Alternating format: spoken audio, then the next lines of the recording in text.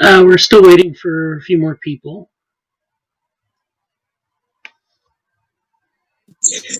Hi, this is Jesse here. Hi. I'll be at my computer in a moment. I don't know if there's a way I can set my name here in like, so it's, it says J, so I guess that's something. Yeah, you already have your name up. I see Jesse. Okay, that's okay. Then it's on my phone app already. Yeah. That's good. Yeah. All right. Hi, nice to meet you. But I'll sit in more a little bit. But I'm here. All right. Well, we'll wait for a couple more people to show up and. Yeah.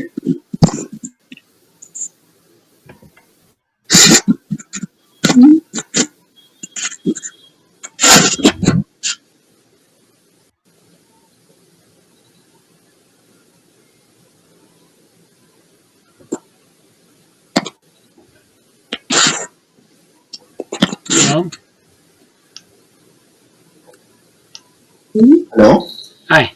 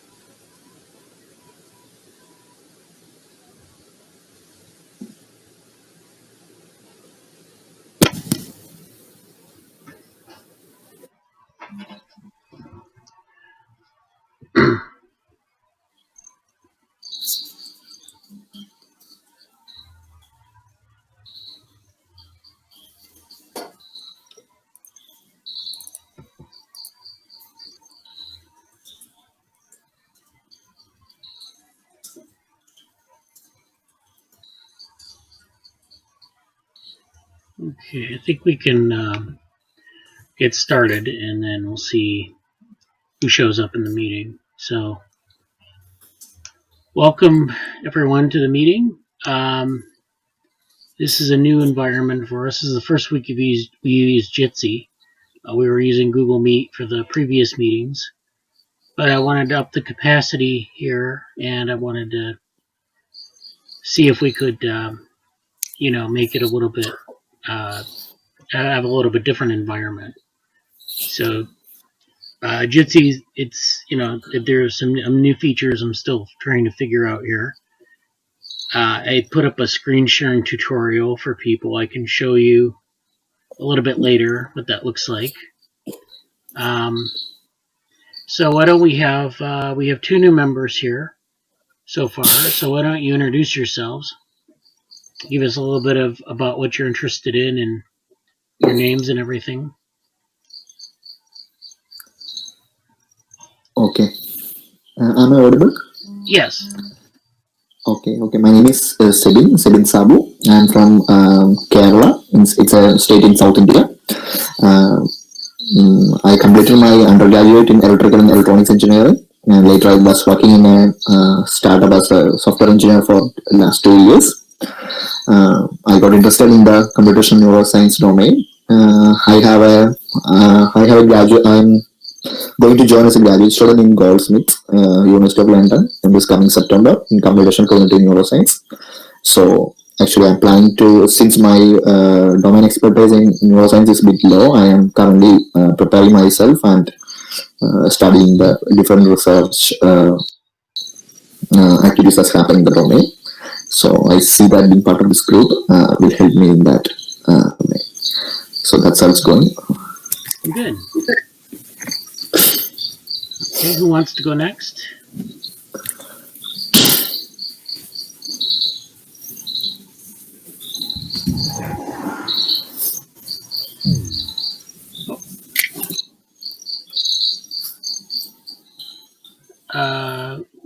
Who else is here? Are we introducing ourselves? Yeah. Oh, well, yeah.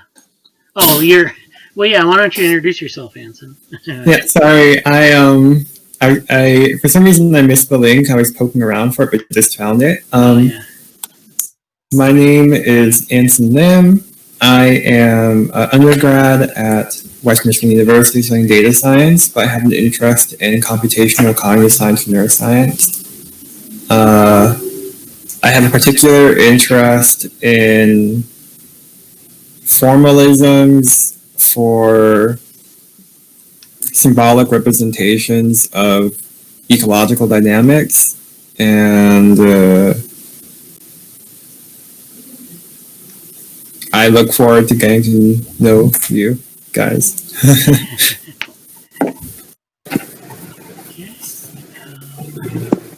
Who's next?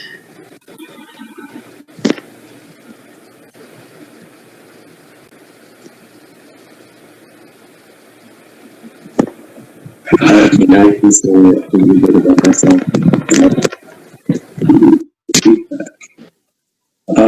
Hi, I'm Jesse. I'll be on camera in a minute. I'm just sort of getting myself situated here. You may know me from a lot of the promotional stuff on Twitter with this. I've been in the lab for a year here. I'm sort of stepping into a pseudo lab manager type role and helping out with some things administratively or whatever. My background is I studied a bunch of things and I was about to go into a career in like politics, basically, or political analysis, and realized I didn't want to do that at all. I went back to school to study computer science related stuff. Found I have a passion in research, and I've kind of just been pursuing that ever since, and getting closer and closer to it. And I found Orthogonal Lab through Google Summer of Code last year, and I sort of helped work on that project, and now we're here, and I'm also working on a bunch of different projects directly in the lab and related to the lab, continuing with the sort of Breitberg vehicle, and my own take on that has been kind of creating these different layers of cognition ability in very simple agents, or looking at the transition between those states. So that's kind of been one of my guiding stars for this. But in general, I'm interested in a lot of the interplay between cognition and computation, and I'm applying to graduate schools, and I really want basically to do a PhD in computer science, but then work in a cognitive science lab my whole time. And there are some places I can do that, so it's been kind of a trek to find that, but that's my goal, and I think that'll be the best of the different situations for me. So yeah, thanks for guys for coming. I don't know if any of you guys here are on the Keybase as well, but this is obviously kind of the original idea was to have this, a small group here. So thanks for coming to the first meeting for this. Yeah. Sunidhi, did you want to introduce yourself? Yeah, I got disconnected in the middle, so did I miss anything? Just tell me. My laptop misbehaved. So I got disconnected some time back, so maybe I missed something. Oh, we were just introducing. Yeah, well, I'll have the recording up later so you can watch the introduction. Okay, yeah, sure. Yeah, okay. So hi everyone. I am Sunidhi. I have pursued my master's in computational biology. I'm from India, and I intend to pursue a PhD in neuroscience, let's say, in the near future. And I'm totally new to the field of neuroscience, but I've always had it in the back of my mind that I want to pursue this. So I'm just lucky that I stumbled upon Neuromatch Academy, and this meeting is happening right now. So yeah, I'm just open to learning from all of you. So I won't be giving any inputs initially because honestly I'm a clean slate right now. But yeah, I hope to catch up as we go along. Yeah. Good. Thank you. So thank you for attending the meeting. As you've seen, we've been organizing sort of an introduction to Neuromatch Academy. So I'm Bradly Alicea, and I've been actually have a PhD in or cognitive neuroscience type stuff, and then also in biology, developmental biology, and computational biology. So I have a pretty good background for this sort of thing. So I operate the orthogonal lab, which has a number. It's an independent research lab. We have a number of different projects. I didn't prepare like an introductory thing, but I can do that maybe next week or the week after if people are interested. Or I can put it up on YouTube, which I've been doing. And I've been running this group for about a year, maybe a year and a half. And we're interested in all sorts of neurobiology simulations. And it's pretty wide ranging, so it can go from like, sort of social neuroscience type stuff and consciousness to simulation platforms to other things more in the area of biology. So we've really run this, span a lot of areas here. But I think, in the next few weeks, we'll be talking, of course, more about NeuroMatch and how to prepare for that. And then probably when we get into NeuroMatch, we'll be discussing, something about what's going on in NeuroMatch. So it should be useful for everyone. I hope that people get a lot out of this. Jesse and Anson have been in the group for a while. Jesse longer than Anson, but we've whoever can make the meeting, we usually, I send out the email and then people come to the meeting, and then we plan on different, people can present whatever they want. We give them time. If you want to present something, let me know. I can, review it beforehand, and then we come to the meeting and we present and get feedback. That's basically how the meeting works. And so, but I do a lot of the emceeing here. So, first thing on our agenda today is I'm going to talk about the NeuroMatch, the sort of the thing that we've created for NeuroMatch. And then Jesse is going to probably talk about his embodiment stuff from last week. He's going to carry over. And it's just an update on that. If he doesn't have a full presentation, that's okay. We're very, I guess one of the ground rules here is we're very accommodating to people's interests. So you don't have to present a polished presentation. You can present something that's, a collection of ideas, or if it's not completely well thought out, that's fine. Just, present it and get some feedback. That's the idea. So let me present on the NeuroMatch preparations. All right. So the first thing that I'm going to bring your attention to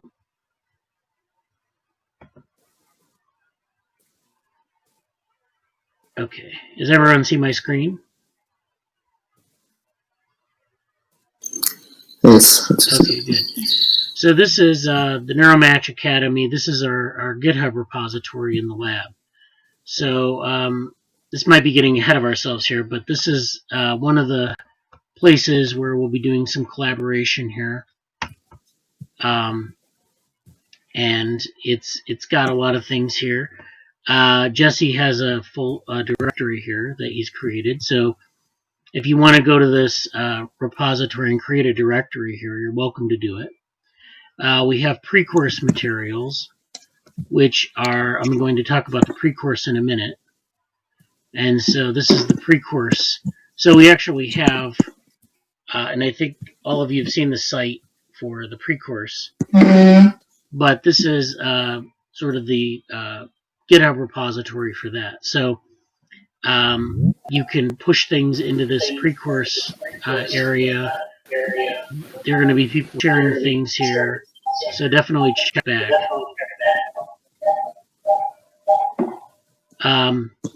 We also have something called an epistemological directory, which we're creating. And so this is a little hard to describe what this is in a very short amount of time, but basically this is if we're all kind of like doing self-directed learning here. And so one of the things we've developed in the lab is a way to sort of create a shared resource for everyone to share their ideas about different topics. So as the session goes on, as you prepare for thinking about Neuromatch and reading through the syllabus, and then when you get into the academy itself, you're going to come up with a bunch of topics that you're going to be interested in knowing more about. And so, or, if you're doing a project, you might run into a topic that seems interesting to you. And so, you might do a little bit of reading, and then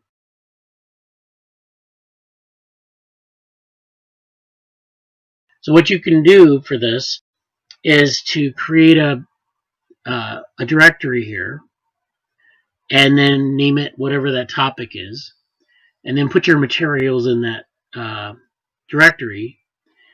And then over time, we're going to have this little set of folders or directories in this repo that will reflect our sort of self-directed learning.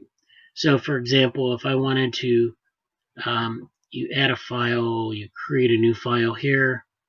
If I wanted to start one off that was about maybe naive Bayes, okay, and we'll probably learn about that in the academy. And then we'll create a README file, and then we can create that new directory. We can commit the new file here on GitHub, and now we have, actually, if we go back to this, now we have a new folder called Naive Bayes. And then we can go into that, and we can start adding things into it. So we have the README, which is a markdown file. We can edit that. We can write some text in Markdown, which is a type of markup language that, I have a tutorial on this, and we'll talk about that in a minute. But we can add in information about what this is. Maybe I have some references on Naive Bayes I want to enter into the window, so I might put out some references, not in a reference manager, but just in text form. If I want to add in maybe a simulation, or maybe some other, maybe some code associated with it, I can put it in this Naive Bayes folder. Or maybe some images, if we have, if you want to put images up.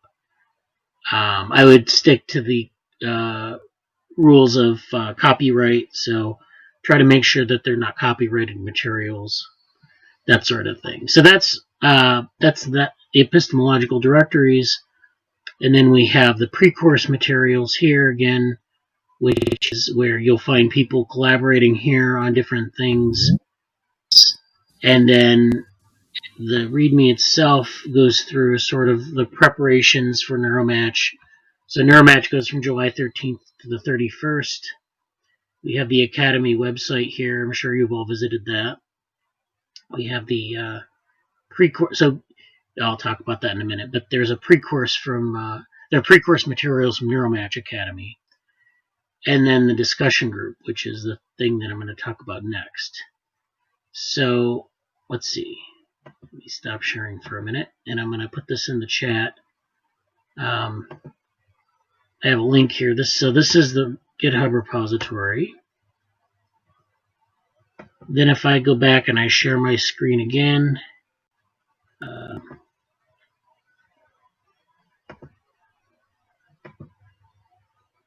okay, so now I'm going to talk a little bit about the discussion group. So there's a lead up to the Neuromatch Academy, and we had been talking about creating a discussion group for different topics to get ready. And this Neuromatch Academy, this is the first year they're doing it, and they're doing it on the internet because a lot of the summer schools are closed down this year because of COVID. But as it turns out, there's a lot of demand for this, and so this is a very nice group. Actually, they've got a lot of really good expertise in terms of creating lectures and people who are helping out, debug a lot of the lectures beforehand.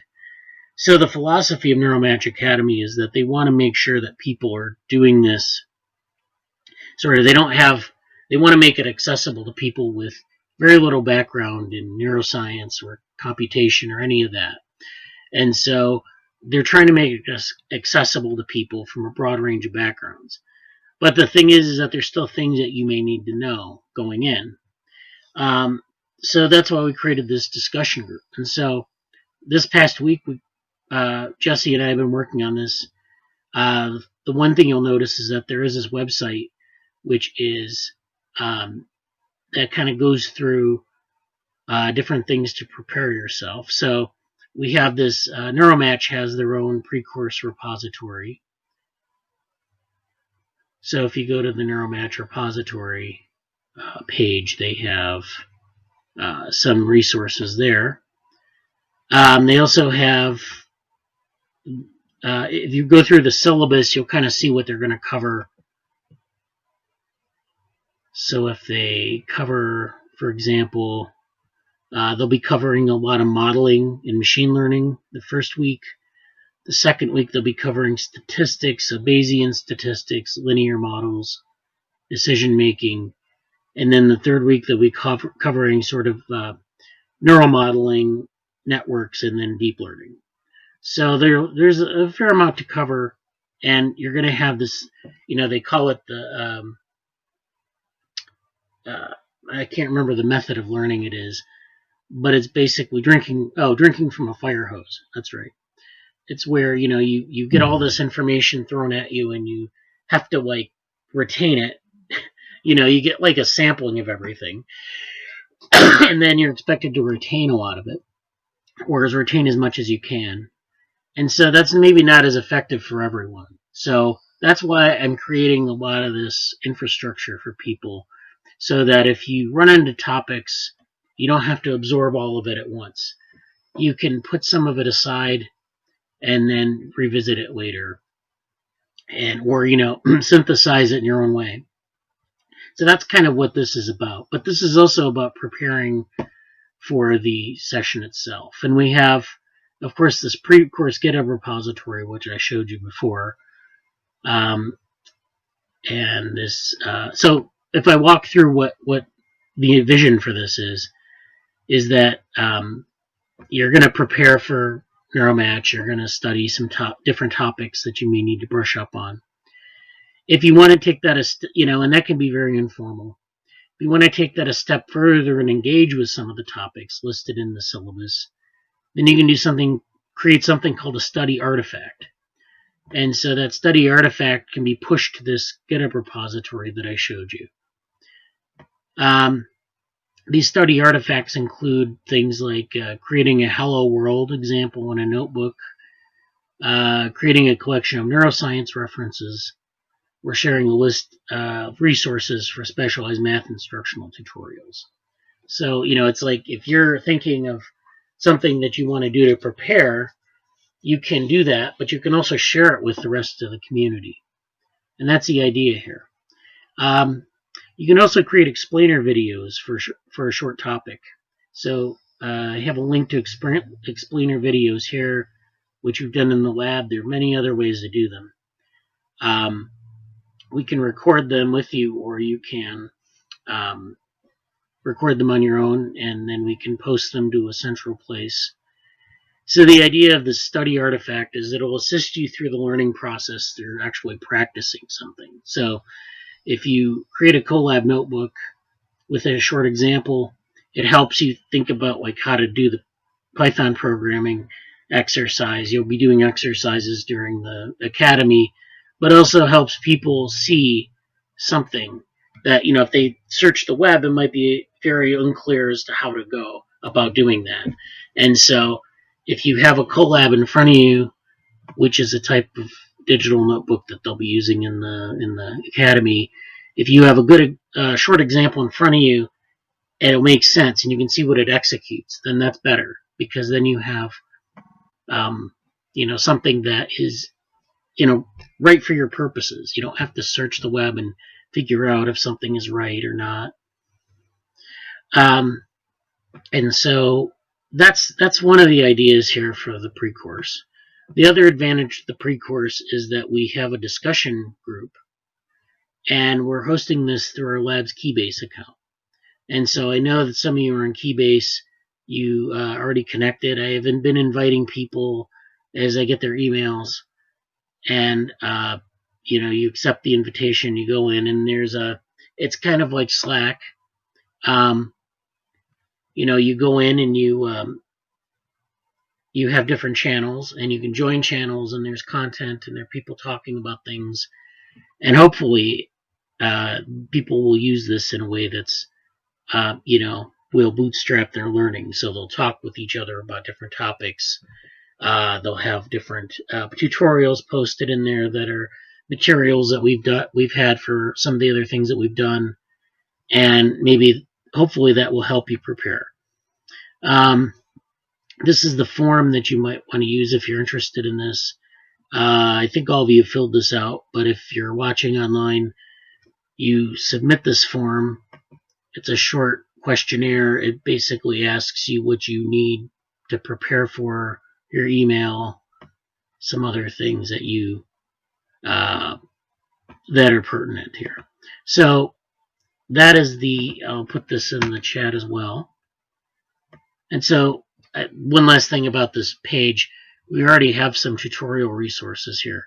So these are all sort of things that you can look at that might help you along your way. So Neuromatch Academy, like I said, they have their own preparatory materials.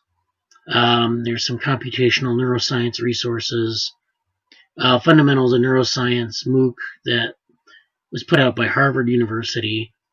And so those are, they're course materials or general tutorials. And then I have some topics from our other group that we have in the lab where we were, it was a participatory course on machine learning. And so we have some lectures from that. So we have reinforcement learning, generative adversarial networks, some topics, machine learning and TensorFlow, version control, so if you want to learn how to use GitHub better, and then Markdown if you want to learn how to author things in GitHub and online. So there are all these resources, and you're free to look at those as well. And so that's what we have there. So let me share that link as well. And so that's pretty much it. I just wanted to go over those resources with people so that we have a good understanding of what's there. Thank you again, Jesse, for your help in setting that up. And those resources will be available, throughout the Academy as well. So people will probably find them useful, I think, as they're going through the Academy, as they're kind of interacting with the material and saying, what is this? I don't know what this is. It might be helpful to go back and discuss some of the topics with people. So that's the preparatory stuff, and we'll be talking more in the next few weeks about, if you have specific topics, we can talk about them in the meeting as well, so that's fine. So I'd like to turn things over to Jesse now. I want him to give us an update on his embodiment work. Yeah. The only things I would potentially add, or just before I go into that, I kind of forgot what I was going to say, actually. I'll just say that I have also started helping out a little bit on the actual Neuromatch Academy side as well. I through all of the work that they're doing, and I appreciate the thank you, but really Bradly's been doing everything. I made a couple Twitter posts, so I'm the messenger that looks like I'm doing stuff that I'm really not. So just to say that, but I through a lot of things. I'm Bradly as well, but I found my way into the Neuromatch Academy. Like as a volunteer, you can still, if people are interested, you can still volunteer. There's actually a lot of work to do on their side too. But I mean, I'll just say, just as kind of not really like an insider perspective, because I'm definitely not an inside perspective, but I'm really excited about what they're going to do and how the courses are set up, because from what I understand, it's going to be, they're kind of going to have a situation where it's like, hey, let's focus on this idea for today, and then whoops, and then they're going to have they're going to take an idea and expand upon it and build upon it, and then do applications for that idea, and then come back and discuss what they learned that day.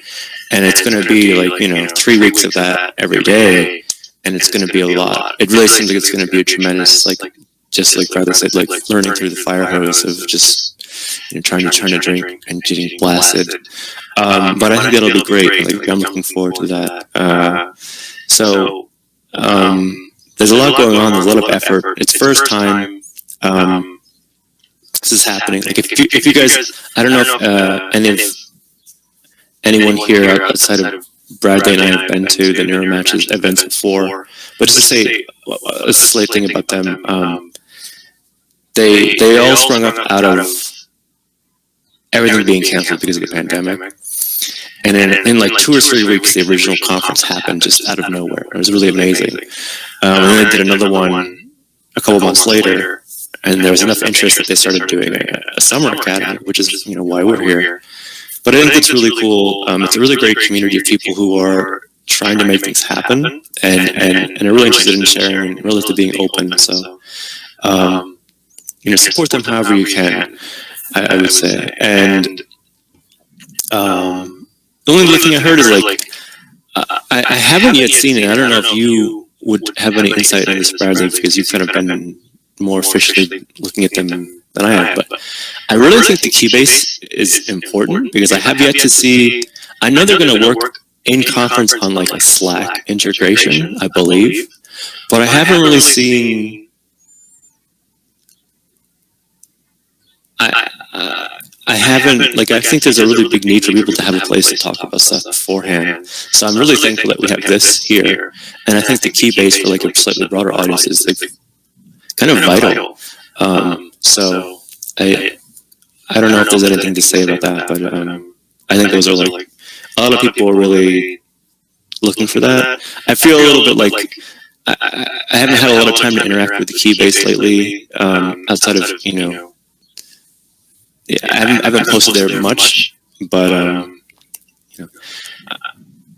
I think there'll be more there, and I look forward to sharing more there later. But anyway, we can move on from that unless there's anything else you wanted to add.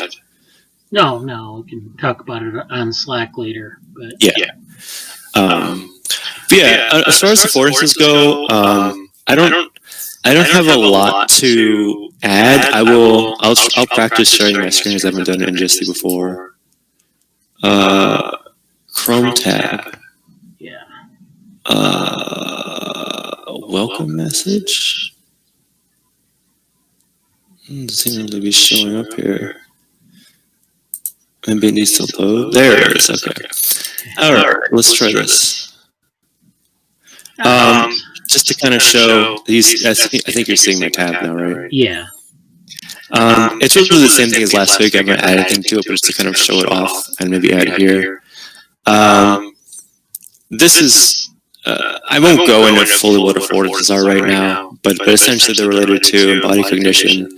They're derived, Gibson in 1979 came up with them as sort of a ecological psychology and looking at the environment and animals and how they interact with it and stuff like that. And Anthony Shimero is kind of really, Anthony Shimero wrote the book on radical embodied cognition, which is, a very much eliminativist and really coming from the angle of how much representation is necessary for cognition. And Shimero doesn't believe that radical embodied cognition is the answer for everything. But in this book and his work about it, he's sort of kind of doing what Carl Friston is doing with the free energy principle in just a much less glorious way, I think. In the sense, he's looking at what can radical embodied cognition tell us, and how can we try to do it. So Shimero's kind of been interested in fleshing out this if you will, epistemology and the background and a research lineage and the how do you say, methodology by which to look at radical embodied cognition, which compared to other forms of cognition has less representation, and it is less, it's sort of more focused on the space between, or the space involving, I guess, an agent and its environment. And affordances are kind of this interesting concept for me that I'm sort of fascinated with them, but I'm also not, I'm not beholden to them. I just want to really understand how people are trying to use them. So in that sense, this is my outline, sort of, for a future full-length presentation. I really want to start with direct perception because I'm still looking for the best ways to talk about direct perception, other than just saying, hey, it's very little cognitive processing and filtering. It's just, it's just interpretation through without a lot of mental gymnastics, as Shamira might say. But then what I do want to do is go through Shamira has a whole chapter on this and kind of each section about affordances, and he talks about the evolution of them and things like that. And first in one of his talks recently, you mentioned epistemic affordances, which is cool, and I want to figure out more what you really meant by that. And then the suggestions is kind of the new stuff, and I don't know if I don't have the paper ready to show, but Bradly found a bunch of papers and sent them to me last week, and I've been going through them. And one of the papers, anything cool to say about it here? Well, before I get to that, I'll highlight, this is kind of my favorite quote right now about affordances that I've found, in that an affordance is neither an objective property nor a subjective property, or is both if you like. An affordance cuts across the dichotomy of a subjective objective and helps us understand its inadequacy. And what is this like? This is a very kind of philosophical, kind of floaty, airy topic, and that's fine. But just to mention this here, this is a very crude drawing, so don't even try to read this. But just what's kind of happening when I look at affordances is just, okay, like here's the inside and outside of a cell or an agent or whatever, and kind of seeing it as one simple in and out. Affordances is kind of taking that for me as almost like the membrane, the external structure of the agent that directly meshes with the outside world has these sort of points of interaction, if you will. And I'm not saying like you literally have a window in a cell membrane. No, but like affordances sort of act as these points of interface and have to do with this mesh point between the agent and the environment itself. And so, I mean, there's sort of a nicer, diagram in parts of Shamira's book chapter about this, in the sense of sensory motor coupling equals abilities, and niche, or like the environment, provides these affordances. In typical, in Gibsonian ecological psychology, and you can, I think Anson might slightly know more about this than I do, but basically the environment provides affordances, and the agent basically observes or notices them, and there's sort of this dynamic between the environment, the sensory motor coupling, and the actual nervous system of the agent here, perception, autopiotic systems, etc. Which, in my real presentation, I'd like to flesh out all of those things more. But going back to this crude picture, I want to reintroduce the analogy that I've had of recently one of my friends basically has taken in a stray cat, or a stray cat, a cat that is wild, or it probably was born and you know in the wild, but is now in their house, and I'm really fascinated by observing this cat transition into being domesticated, because in its natural habitat, it's like extremely attuned to the lightest touch. It can be skittish. It's kind of funny because apparently around me the cat is very the cat's relatively calm around me, so I don't actually get to observe this behavior. But I'm told by its owner, or adopted mother, I guess now, that like there can't be two people in the room, and it's funny because I never really see that. The cat's always really friendly around me and likes me, which is cool. But seeing this cat get used to being domesticated is just really interesting, because it's like it's almost like it's changing how it's perceiving its affordances in its environment. Because in nature, if you numb any of your sensory reactions, like that could be life or death. If you don't listen to the rustle, or if you're not hyper aware of where your prey is going, that could be you don't eat. Whereas here inside the house, and getting used to more human direct contact and being comfortable with that, you see it's at a state of the transition where it's so raw. Like I held the cat, and it was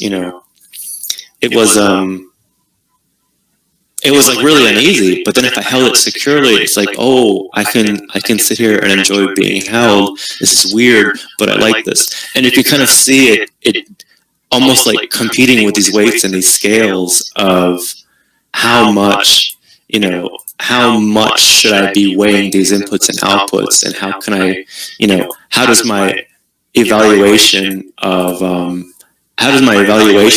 the situation change?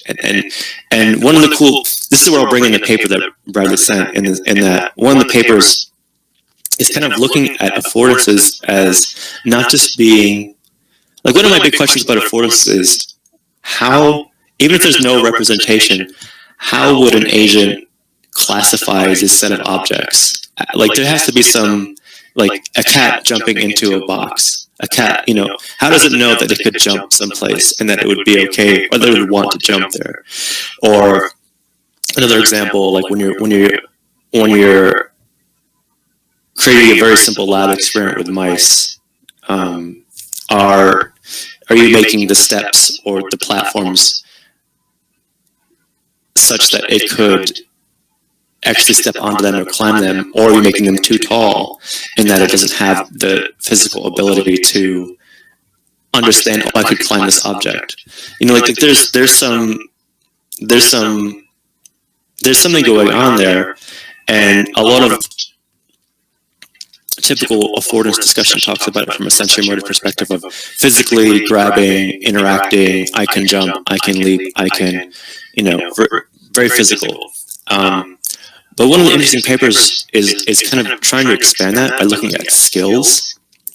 And I think this is,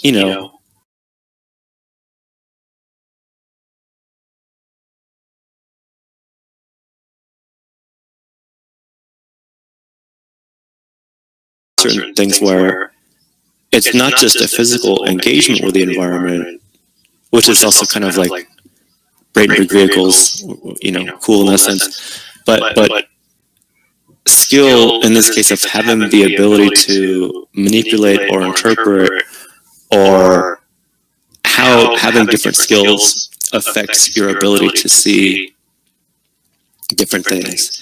And there's sort of like a classic example, like if you go into a doctor's office and you're not a doctor, you don't know how to read any of like the charts, or what does this tool do, or what are these combination of medications, whatever do. But if you're a doctor, like there's a whole field of information and options that are available to you, and not even in a sense of you could experiment or try things, but it's different, if you have a particular skill set that you know you can reliably navigate a situation. So that's I'm gonna. That's my end of talking about the presentation. I'm not. I think there's any. There's nothing interesting left on my PowerPoint, but that's my update for now, and I'm looking forward to. I'm continuing to work on this. This is kind of a sub project of my. If I could now, I would try. I have a bigger project called Frontier Maps, which is trying to create. Right now, just my own personal sense of, looking at cognitive science in a very broad way, looking at some of the neuroscience, looking at some of the philosophy that goes into it, looking at some of the mathematics and the computing that goes into it, and just sort of my own journey of, here are some, like breaking it down into very general categories of ideas of philosophy, techniques, and discoveries, and mapping out these points on a map and then connecting things through them. But affordances is kind of my current interest under that umbrella right now. So I'll stop talking and let us move on to other things. Thank you. Okay, Sebin Sabu says thank you. I think that was probably just for the for your stuff as well as the Neuromatch. I thank you for that. That was an interesting summary. I think I sent you those readings, so I'm glad that you keep thinking about it in slightly different ways. I found this interesting. You're talking about the feral cat example and then segueing into skills. So, the whole feral cat thing makes me think of like a lot of the experiments they've done with visual experience.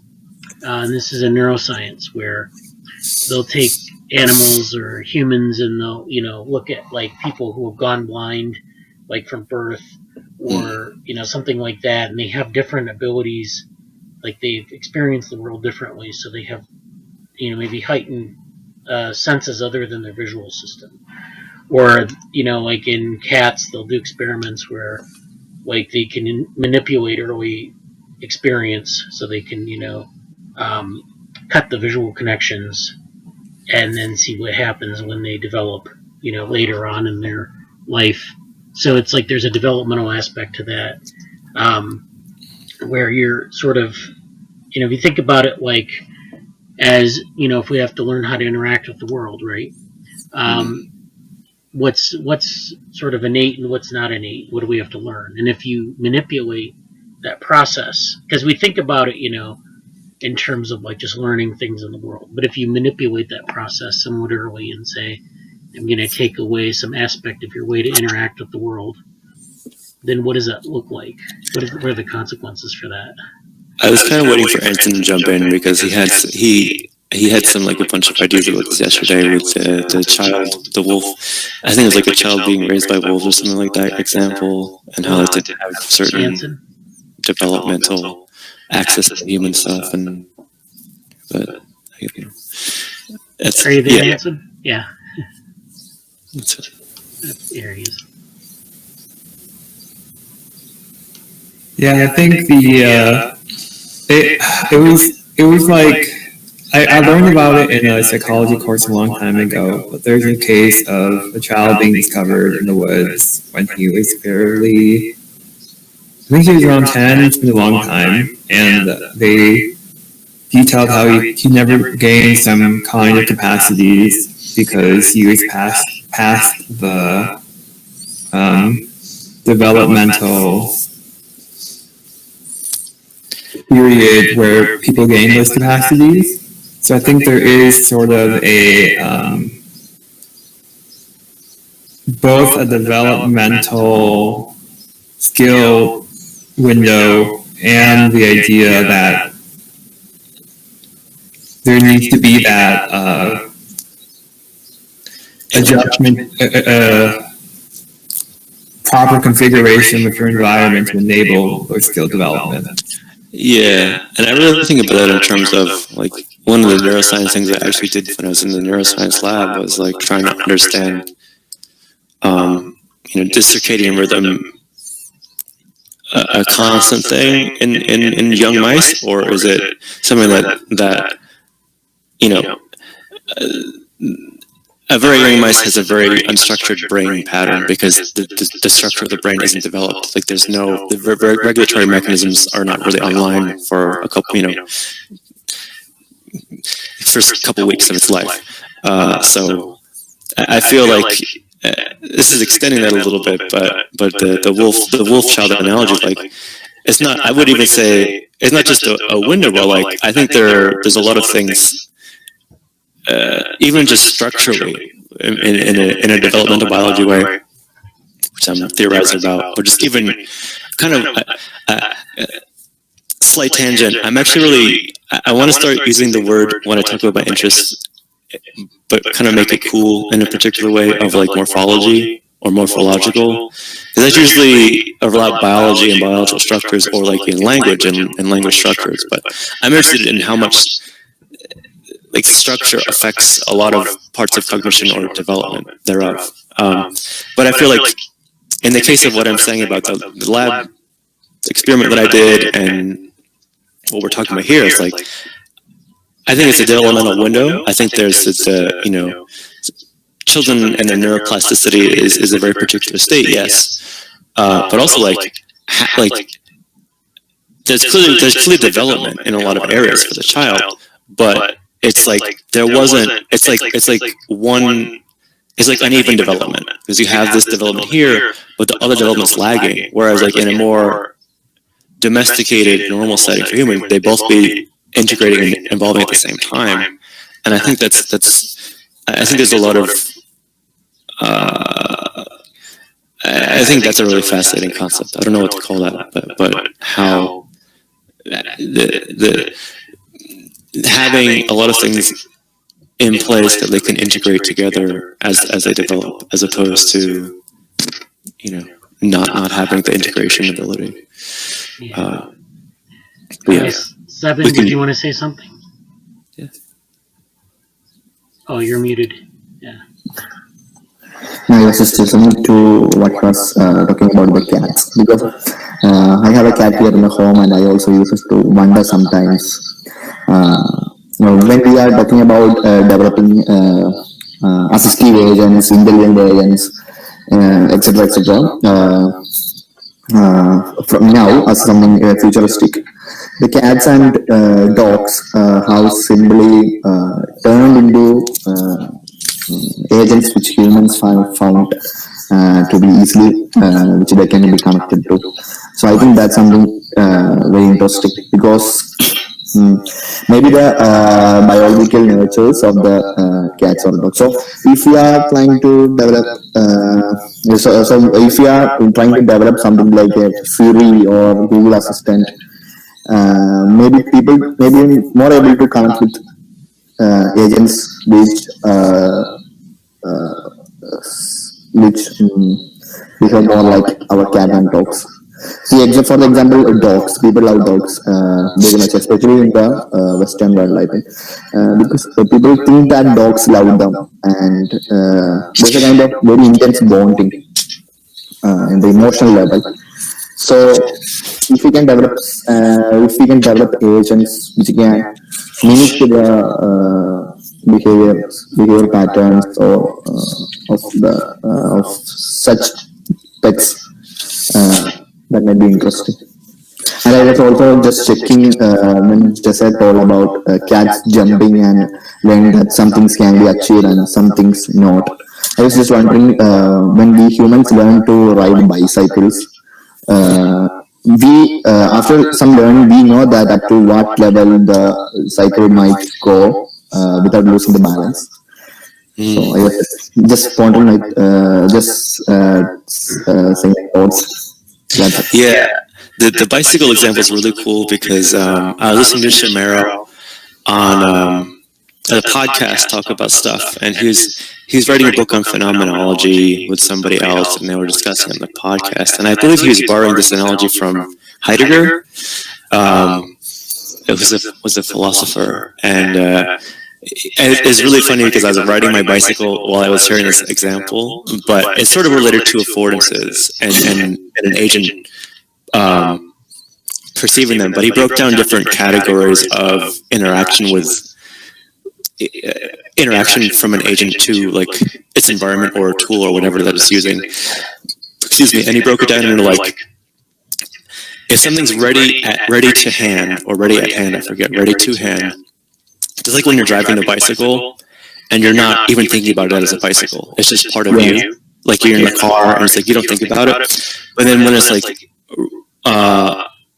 there's two other categories that I can't remember right now. One of them is like something happens to the bike, like you hit a rock or you hear a noise, and it's like, oh, and suddenly you're aware of the bicycle as this other object that's separate from you. And it's not like you're still riding, but it's like, oh, there's a difference. Like your perception of it changes because it's no longer just this seamless connection to it. And then there was a third state what was like present at hand or something like that, where it's like you have a flat tire, and it's like, okay, now I have a totally different view of this bicycle and my relationship to it because I have to do something to this bicycle so I can get to the other state of being seamless connection to it. Like it's not available at the time. And those different things are very interesting concepts in regard to the discussion. So yeah. Sunidhi, did you have any questions or comments? No, nothing actually. I'm just grasping it all as of now. Yeah, it's a lot for a first thing. And I kind of spent a little more time talking about what I wanted to. So is there anything else that we had to cover today? I know Anson's been thinking a lot about his stuff, but I'm not sure if he wants to say any more about your yeah, Anson, do you have any updates on some of the stuff you're thinking about, or did you have I've done more. I discussed with a couple of people and gotten a few interesting frameworks to view it from. Like, I think that what I'm focusing, I framed my, I've been framing my interest as being much more within a symbolic versus connectivist, where it lands in that dialogue and divide. Yeah. I think in many ways it's definitely a hybrid model. Mm-hmm. I think also I've been interested in, I overviewed quickly what your CGS PowerPoint, and I see a lot of similarly framed concepts that I definitely want to dig into more. I oftentimes talk about use metaphors of currents or water diffusion and gradients, just very colloquially. So seeing that applied in a mathematically rigorous manner is interesting. I want to dig back into that. I think something that I generally, there's a few other things, but I can't pick them off the top of my head. I remember. If I was to add any like highlights from, because Anson and I are like in the Embodied Cognition reading group, and we try to do another thing with the Qualia Research Institute. They have a Zoom meeting on Friday nights, which is quite wide-ranging. But there's been, what I remember you saying is, you know, we had a lot about the symbolic versus connectionist sort of, you know, it's really been interesting for me personally to look at it in sort of an embodied cognition nudge philosophical view, because that's a slightly different take on things than AI or computer science. Because, and I'm starting to see, did I show you, Bradley, like there was this diagram at one of the iClear Bridging AI and Cognitive Science workshop where it was like, it showed the times that AI and cognitive science were actually closer together and farther apart. Oh yeah, I remember You know, the winters, obviously the AI winters, but also just like the direct, how connected cognitive science in general was to AI at different points. And I feel like I'm starting to have a much better sense of that from the cognitive science, side. So I think Anson's stuff is situated well in the space between how did, like, everybody's kind of on board with hybrid models now. Like, okay, learning isn't actually going to save the world necessarily. I mean, there are people who do believe that, but like the AI debate with Benjo and Gary Marcus, like they were like, there's something, we got to be a middle ground, and there's just arguing about what the priors are or whatever. And I feel like that's kind of where Anson's stuff comes in, because he's, and I mean, I'm kind of just quoting Anson himself, but he's basically saying like, it's sort of like he has his intuitions that he sort of has as a I don't know if I can say a kernel, but like a sort of symbolic or fixed structure that offers some guidance for other developments, but it's still couched in like affordances. It's still couched in embodied cognition. It's still couched in this very important relationship between agent, environment, message, and all that stuff. And it's kind of like it does.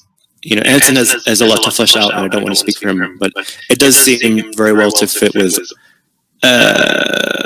CGS here, and also kind of like Friston's how Friston is trying to approach stuff. So I feel like Anson's inspired by those things.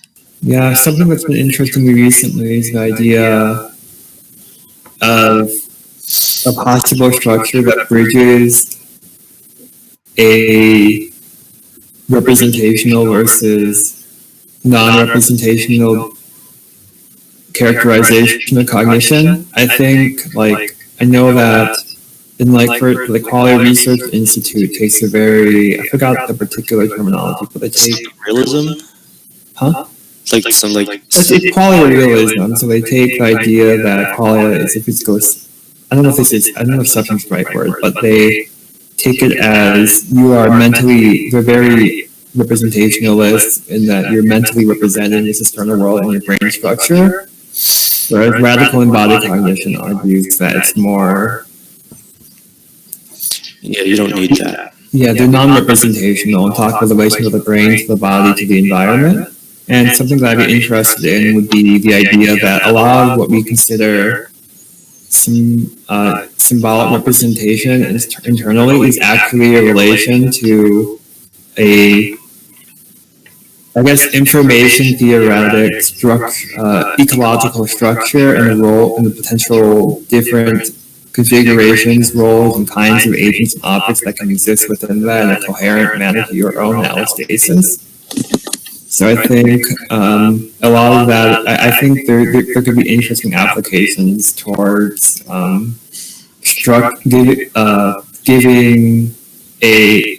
articulating the potential kinds of symbolic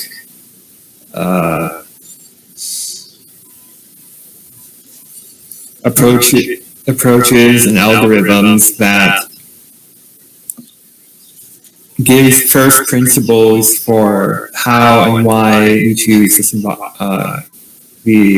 symbolic representations and rules that we do. And I think that's something that seems to be very much needed right now. Although I haven't done much reading, so maybe other people are exploring that right now. I was going to say there's that whole thing from I think last year. Gary Marcus and I think Joshua Bengio had a debate. And of course, I think Jesse had covered that. He went to that debate, but also just in general, it's been an issue, in terms of representing data. I mean, in a lot of machine learning models and deep learning models, we just take a bunch of data and throw it into a machine that we don't really know. I mean, there's been a push to explain what they do, but in a sense, we don't really know what they do. We just kind of push them into this machine and it gives us classifications, and that's that. But they don't account for a lot of the data, the structure in the data that you might have that reflects like social facts or perceptual facts or a number of other things that are going on in the data. And so it's a bit difficult to just to say, well, you can just use a connectionist model and just throw data into it, and you get a nice result, but you don't really know what it means, or you don't know, like in statistics, I think they've kind of figured that out a long time ago, that you have to say stratify your data if you want to make sense of it. You can't just analyze like data if you know that there's structure in the data. You can't just throw an analysis at it blindly. You have to account for those things. So, but in AI, I think there's a role for like these symbolic models, which are where you have like rules, or you have different terms that you use, or things are assigned some symbolic weight. Those are the kind of things I think that are useful. But there's that whole Gary Marcus, I think, talks about it a lot, or even talking about it recently, where we need to bring that back into the conversation about AI, because the AI conversation has drifted, I think, too far towards like the connectionist view, and we don't really think about it critically anymore. Almost, it's like, well, this works really well, let's do it. And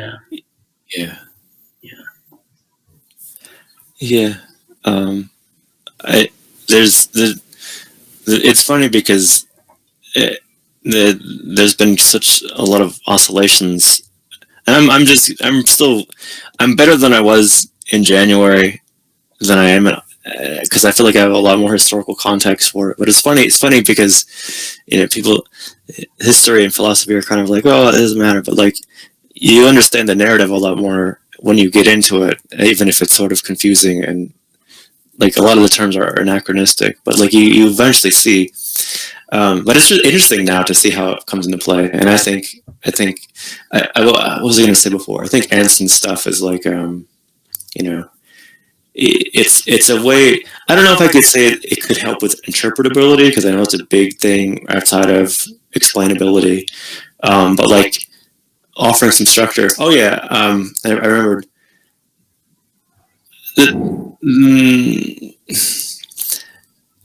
This is something I may want to say more later, but just to also asterisk or put a pin in this, I think way more than I ever expected that I would, almost every day, about Rich Sutton's The Bitter Problem of AI, and how that fits with everything that I'm talking about here. Because, really briefly, for people who don't know what that is, like he basically is saying, he wrote an essay recently, and at a conference at iClear, he basically he's a huge figure in computer science and stuff, and he basically just had like a 2-hour chat with everybody who wanted to listen to him, and it was really cool because he has a lifetime of experience, and his wise elder lessons to young people is, don't pay very much attention to how things may develop through understanding learning in general, rather than getting too caught up on specifying specific, putting in contemporary human knowledge to steer things in a particular direction at the level of understanding that you're at. It's kind of adjacent to like the Einstein or whatever quote about problems, like you can't understand the problems that exist currently at the same level that they were made when you created them. I'm not broaching that quote, but it's basically it's sort of addressing how, I'm probably doing a very poor job, so please read the essay yourself. It's not that long, like the bitter lesson, but it's basically, how it's important to have a broad view of understanding what learning or machine learning or anything along those lines can really do, rather than don't if you try too hard to really make a claim to specific, concrete, or like hardwiring of certain things, that may be sort of a bridge to nowhere in the broader sense. So it's not. I don't think he's saying don't do whatever, but more like just understand. By understanding the bigger picture, that will guide you a bit more, and be okay with that process. You can read that and come back at me later and say, well, Jess, you misunderstood everything, and I'll be fine with that. But for the point of what I'm saying here, I keep thinking about his discussion of these things because I'll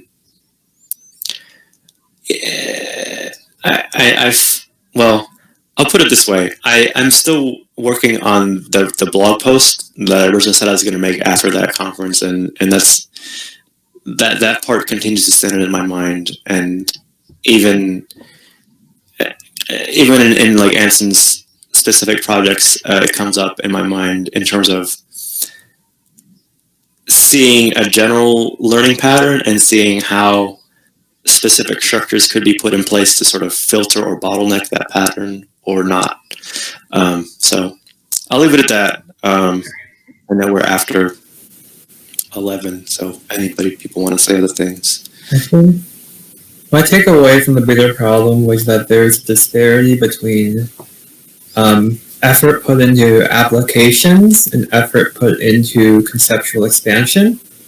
The idea that that the two aren't necessarily mutually going to further the other effort, in that efforts put in towards utilizing and steadily furthering existing technologies don't question the underlying paradigmic structures that the existing frameworks exist within, and the questioning of those paradigms and the creation of new paradigms, perspectives, and approaches are actually where revolutions and larger leaps in capacity and transformative leaps in what is considered plausible actually occur. And a lot of the times industry and even academia to some extent can incentivize the practical applications to the detriment of conceptual expansion. Yeah, that's like a much better way to say it. I agree entirely. And even there's a lot of talk right now about like how much is actual innovation actually happening or incentivized versus just sort of, go be a machine learning engineer and learn how to get people to buy stuff on Amazon. Like that's a different kind of research and development. And thanks for that if you want to do that. So yeah, I would say that, and I would also just say, like, I know this has been all about lab stuff, so for the new people here, it might be kind of boring, but if the stuff that you want to specifically focus on for next time, for Neuromatch stuff, like, you can say it in the Slack, you can make stuff on GitHub and link it, if you're working on a code or whatever, so, feel free to do that. I plan to start heavily reviewing mathematics and learning Python, so I'd be interested in discussing that somewhat if other people are doing similar. So actually, I'm completely okay with discussing your progress happening in the lab, but it will be really helpful if we can share some links in the group beforehand so that we can have a read over and just understand things much better. Yeah, I'm going to send out a couple links after the meeting on some topics. So yeah, because I'm hearing the term affordance for the first time. Okay. So Yeah, kind of a deep cut in embodied cognition. So I'll be happy to, and maybe even next week I'll have like my actual presentation and stuff. You guys like that'll be more structured. Yeah. Maybe, if it's helpful, like, if you want to ask me, like, about specific resources, I can send them out to the group. Like, if you attend a meeting and you don't know what something is, let me know. I can get some resources for everyone, because I think it's hard to know what people know, what the shared knowledge is here. That's part of the idea behind the epistemological directories is that we would create these tabs based on what we think, what we'd like to share with everyone. So like affordance might be, some people might know what it is and some people might not. And so if we all have like a resource on that, then it's, it's beneficial to everyone.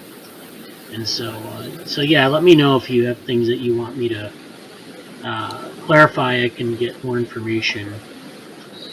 I think something I'm struggling with is the sequence of the learning. Like this topic is very wide. It's like an ocean, and what I usually struggle is with where should we start and where should we? How the learning should progress? What should be the sequence of the learning?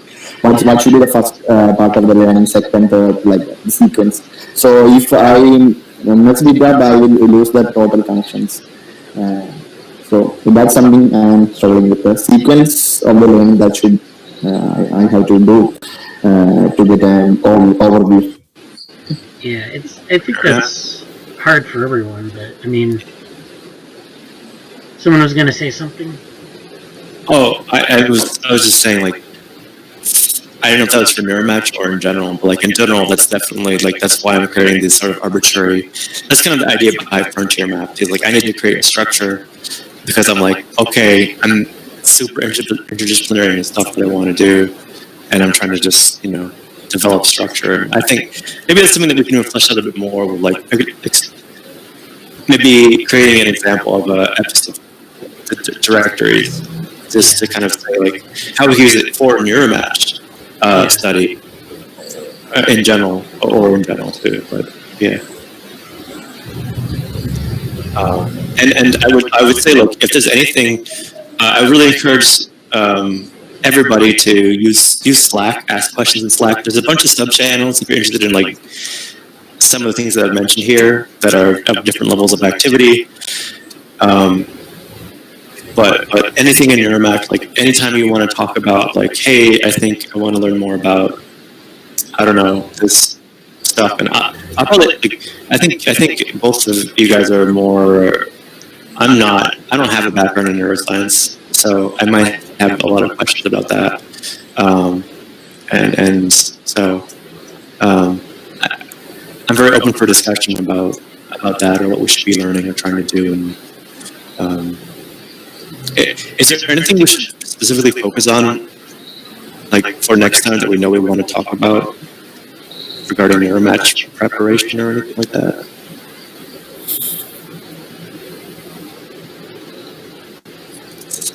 I'm kind of just getting used to the syllabus and everything else right in the pre-course section myself.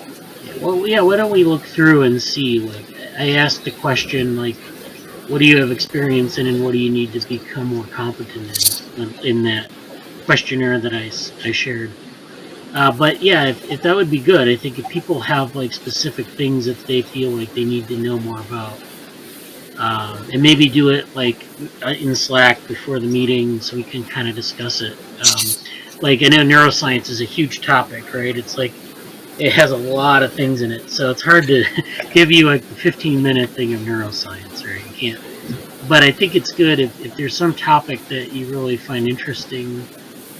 And like I said, it's like drinking from a fire hose. It's like they're going to present a lot of things, and you're going to feel overwhelmed a bit. And then the best strategy is just to like take good notes and like take some ideas that you find interesting and put them aside. And this is kind of like why we have the epistemic directory, is that you can take those topics and put them into a stub and then maybe put some notes in there. And then other people might see that and say, okay, well, I can add to that. And so that's the way it's supposed to work. And I think that's helpful in a situation like that where you don't, it's just so hard to like, here's a 15-minute tutorial on neuroscience. So you're going to find that in other things too, like in math. It's like, well, math's a little easier because it's like, well, linear algebra. But yeah, so it's going to be a little bit tricky, I think, to get a good handle on the neuroscience, and maybe not. But I think definitely people have to ask questions if they feel comfortable asking questions, and we can address them. I think I'll have a lot of questions ready for next week. So. Okay. Sunidhi, did you have anything to add?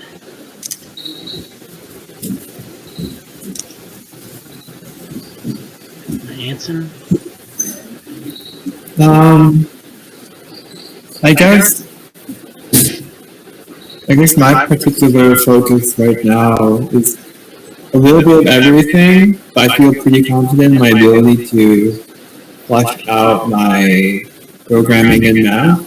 But I think it'd be interesting, and I think that in general, a good usage of time would be if you have any particular things we're stuck on within any of the math, programming, neuroscience topics. I think that'd be a good use of time because that's really the advantage of in-person interaction. I think the other focus should be general conceptual information, because I feel like oftentimes that's the things that intuitively are harder to find is a good explanation of how concepts intuitively connect together and can be framed in a way that makes the material easier to process and tangible. I think those two as priorities would be interesting, but would be efficient for discussions in the group. Okay. Good. Okay, well, it's time to, it's way past the top of the hour, but that's fine, we're asking questions. So thanks for attending the meeting, and talk to you guys on Slack or offline, or then next week we'll have another meeting. So if you have any questions, again, bring them up before the meeting, or we can address them in the meeting. Have a good week. Nice to see you all. Bye. Take care.